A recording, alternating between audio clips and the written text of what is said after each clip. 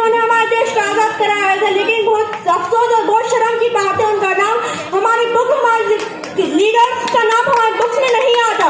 उन लीडर्स को हम जानते नहीं है। हर छोटे से छोटा बच्चा गांधी जी, सुभाष सिंह बोस, भगत सिंह को जानता है, पर हम मुसलमान लीडर्स को नहीं जानते। ऐसा क्यों है जो हर मुसलमान लीडर्स का नाम क्यों नहीं आता? हम मुसलमान लीडर्स को क्यों नहीं जानते? आज हम बात करने जाएंगे जिन्होंने हमें देश आजादी जान की बाजी लगाकर हमारे बड़ी बड़ी कुर्बानियां देकर हमारे देश को आजाद कराया था। जैसे कि अशफाक उल्लाह खान का जन्म 22 अक्टूबर 1900 उत्तर प्रदेश के शाहजहांपुर में हुआ था। उनके पिता का नाम शफीकुर रहमान था। उनके पिता पुलिस विभाग में काम कर चुके थे।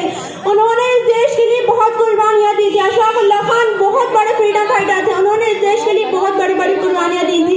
आज हम उनके बारे में बात कर रहे हैं। अशफाक उल्लाह खान इस देश में बहुत इम्पोर्टेंट बना था। आज उन्हें देश का बहुत बड़ा फ्रीडम फाइटर, बहुत अजीम शहीदों में से माना जाता है। वो इन वीर शहीदों में से माने जाते हैं जिन वीर शहीदों में से हत्या अपनी जान कुर्बान कर दी। वो इन वीर शहीदों से माने जाते हैं जिन्होंने हत्या अपनी जान करवा दी। वो हमेशा हिंदू मुसलमान में एकता बनाए रखते थे। वो हमेशा हिंदू मुसलमान में एकता बनाए रखते थे।